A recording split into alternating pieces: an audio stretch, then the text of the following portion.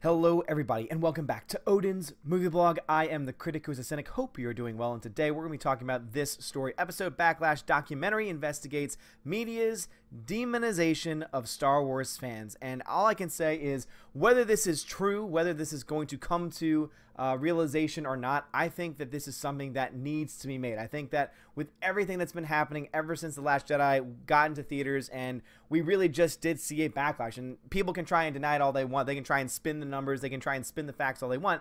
No one can deny that the fan base has been divided because of The Last Jedi. There are severe narrative flaws that ruin a lot of story elements, not just from what was set up in The Force Awakens, but in all the Star Wars films prior to that. This, to me, could be a very insightful documentary. It could be a very insightful a piece of film, and really, in a way, a piece of film and culture history, because this has really never happened before, at least in this type of grand scale, at least maybe from what I've perceived it to be. I mean, Star Wars, obviously, one of the largest intellectual properties of all time, and yet what we've seen is we've seen a divided fan base, we've seen a media, and we've seen Lucasfilm, and we've seen people who've been attached to Lucasfilm demonizing and attacking fans just for their opinions on a film, just for their opinions on a movie, and also for pointing out actual legitimate objective flaws with said film. And I really do think that this is a documentary that could shed a lot of light onto all of this stuff going on. So I wanted to shed some light. This is from oneangrygamer.net, posted by Billy D. And so, again, I'm definitely not going to try and say that this is for sure happening, that this is going to be high quality. I really don't know. I saw the headline to this, and I thought to myself, this is brilliant. Whether this person is going to do it or not, I don't know. Whether the person who apparently there was a lawsuit that was won, whether that person decides to do a documentary or not, that to me would be a great idea. I think it would be awesome, especially if they would, and if they were to contact me and ask me for permission to use some of my stuff, or for anyone else who's covered this news, who's covered all these different aspects of Star Wars, I think that would be really cool. I think that would be awesome. I think that would be something that a lot of people would want to see, because we've gotten so much media spin trying to act like either that there is no backlash, or the ones that do admit that there is a backlash, that the backlash is made up of a bunch of overweight white men living in their mama's basements, which we just know, based on the people, based on the sheer diversity, not only of the people who watch my channel, but also the diversity of the channels themselves. I mean, you can just check out the channels for yourself. I shout these guys out as often as I can.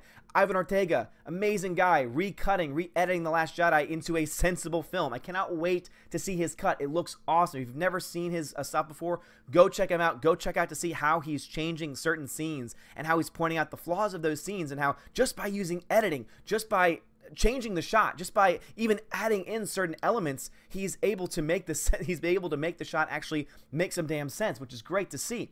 Also, you have people like Anna, that Star Wars girl. You have Jesse Milestone. You've got, of course, Jeremy at Geeks and Gamers. You have the entire team over at World Class BSers. You have Hey Viv. You've got so many channels, all of different backgrounds, all of different thoughts, and yet we all come together because we understand that there is a problem here.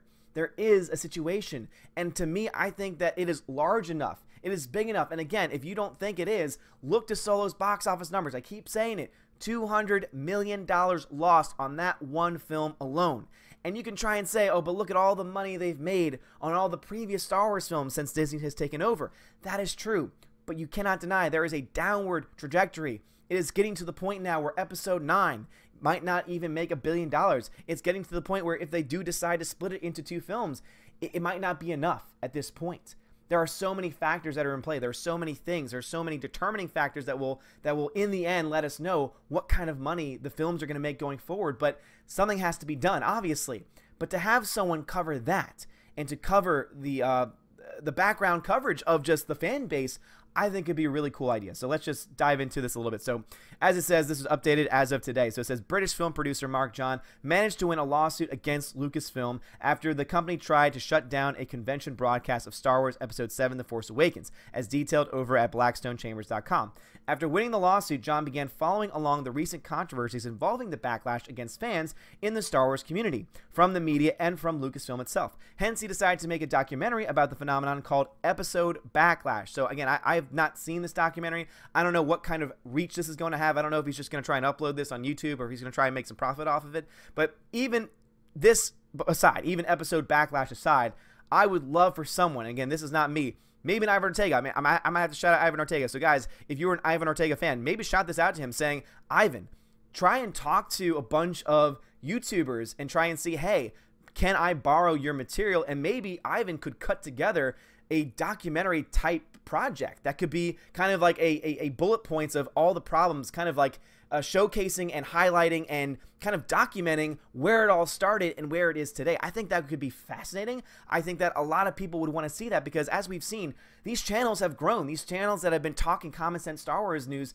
have grown tremendously. So obviously there is a market for it, and I think it would just be interesting. I think it would be awesome to see that finally on the big screen in some way in a documentary form. So Ivan Ortega, if you're watching this, and again, if you're a fan of Ivan Ortega, shout this out to him. Shout this. I'm going to try and shout him out when I tag him on Twitter in this video, because I think that could be a really cool concept. I know that I would be totally on board. Just, you know, I don't need anything. I don't need any royalties or anything like that. Again, free use of my videos in that case. But I think it would be really awesome to see if, you know, if someone could actually do this kind of coverage. But as it says in the press release, John explains, on the fan side, I saw an uprising against what I agree is bad storytelling. Again, if you need advice, or rather if you need evidence of that, go check out my videos covering Matthew Kadish, or even go check out the articles himself, because I don't cover every single thing Matthew Kadish says, and he's done a lot of really great articles since then that I just haven't had the time to cover, or even the time to read. But he just breaks it down from a storycraft standpoint, why from an objective standpoint there are inherent flaws to The Last Jedi that not only make it a disjointed film, but also why it kind of just ruins the rest of the films around it, and why it's in itself so toxic to the Star Wars universe. So as it says, I saw, again, what I agree is bad storytelling. On the news media site, I saw fans who voiced legitimate criticism being labeled as racist and sexist. This is unfair and inaccurate. Absolutely, this is unfair and inaccurate. I mean, this is something that just happened all the time. I mean, I have been labeled a racist and a sexist by multiple people just by speaking my thoughts, just by speaking my opinions on this film. Even though my thoughts on this film are coming from a purely, or at least I always try to come from an objective standpoint. Now, obviously, do my subjective opinions sometimes come through? Absolutely. And I will always admit to that. I will always own up to that fact. But the fact that people are being labeled, not just me, but other people are being labeled as racist and sexist just because of their views on a film, it's just ridiculous. And I think that it really should be covered. From what I can tell, the Rebels are airing their views in a healthy manner. Absolutely. For the most part, 99.9% of the people airing grievances, putting those criticism out there, are common sense people, are good common sense people. A lot of the video critiques are very intelligent. Some are even quite witty. There does seem to be a few radicals, but I would separate them from the rebellion at large. Absolutely. Again, and this is something that we've said constantly. In any society, in any group for that matter, there's always going to be a radical. There's always going to be a fringe. But you know what? It's always going to be very small, and I'm always going to be one of the first to denounce them. It's the same reason why when everything was happening with Kelly Marie Tran, when that first news came out, I came out right away and said if anyone actually did the things that everyone's saying happened, even though there was no media evidence at the time, because Kelly Marie Tran had not spoken up until now, and even now she's pointing more to the media and to Hollywood for some of the reasons why she decided to leave social media than to the actual fan base itself. Again, look at my last video if you want evidence of that. But what we do see is that and in that video, rather, that I made before all of that came out, I said anyone who is doing this is ridiculous and disgusting, and I stand by that. Anyone that tries to degrade another person, anyone that tries to attack someone on a personal level, I think is not engaging in the conversation as they should. Now, obviously, do I sometimes get a little bit too passionate? Again, I know that especially with the whole James Gunn situation, I've gotten very passionate, but again, that's because it is something that really does bother me. But at the end of the day, to say that all of us are a bunch of these fringe, crazy people who are a bunch of racists and sexist just doesn't work. It just doesn't match up. A lot of news reporters are making no distinction between the rebel majority and the radical minority. Grouping them together is wrong and misleading. And I think that, to me, that is the main point of all of this, is that, yes, is there a radical minority out there of crazy, hateful people? Absolutely. Absolutely. I will not deny that there are actual racists and actual sexists out there that are saying things. I'm not going to deny that. But to say that the Fandom Menace, which I am proud to be a part of, to say that people like me, Geeks and Gamers, Jesse Milestone, Ivan Ortega, Anna That Star Wars Girl, World Class BSers, Ethan Van Skyver, all the people, again, so many channels to name, to say that we are racist or sexist is just to ignore the content that we actually put out and the things that we actually say. And grouping us together with those people is, one, just totally ignoring the fact that there is a distinction between the two, but also it's an attempt to try and undermine what we are saying and what we are doing. They're trying to say that the reason why we see the loss in Star Wars revenue is because of racist and sexist, if they're even going to admit that there is a resistance, because some won't even admit that there's a resistance of any kind. And this is so important for us to make clear. This is true. Again, as it says, the media has claimed that the fans are just toxic, racist, and misogynistic. I've heard this countless times. Some of Lucasfilm's own creators and authors and directors have even gone as far as to claim that the fans are white supremacists for not liking Star Wars The Last Jedi, while others under the Disney wing have called Star Wars fans detestable.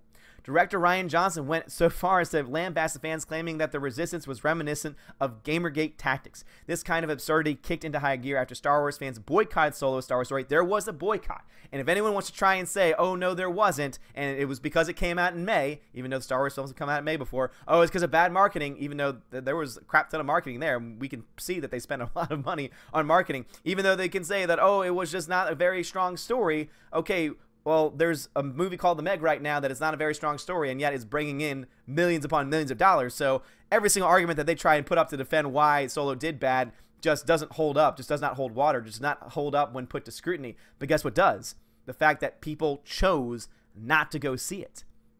A movie doesn't lose $200 million for no reason. It's because people, even though Star Wars was on the title, chose not to go see it. They chose to speak with their wallets. I was not one of those persons that actively boycotted it. Again, I paid for a ticket to see Deadpool 2 and then ended up going to see Solo: A Star Wars Story. But I support anyone that did boycott it, because obviously the film, I've said this before, I said this to a lot of people even earlier today at my school, where I said that, yeah, you know, Solo's an okay film. It's a C-level film. But the reason why it didn't do so well is because of The Last Jedi and because of the backlash of the media and of Lucasfilm against the fans for our response.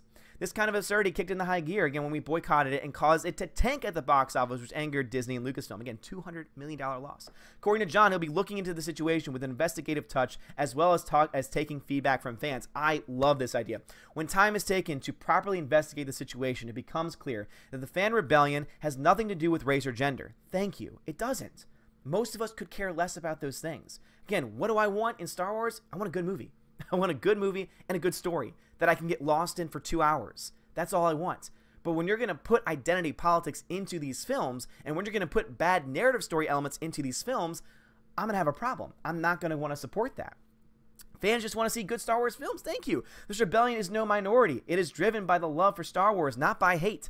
Let's lower the temperature and explore the situation in a civilized, intelligent documentary debate. Yes.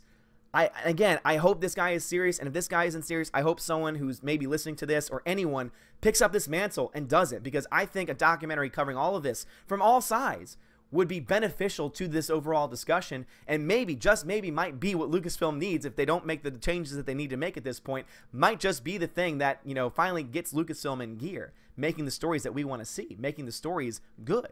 Traveling around the world to interview fans isn't practical. I have a set of questions for the community. I can put these forward for fans to answer on camera and privately upload their videos to me. In this way, the voice of the fandom can feature in the documentary wherever we are in the world. Even if you've given up on the saga, tell me why in the documentary. Hey, dude, you know, again, if you are watching me at all, please contact me. I would have no problem letting you use any footage that you want from me. Again, I'm a very small channel, and I recognize that. I know that. I'm never going to try and be anything that I'm not. But at the same time, I know that I have spoken I've been very vocal about this topic. And so if there's anything that you think you might want to use, contact me, man. And I would love to be a part of this for sure, because I think it'd be great.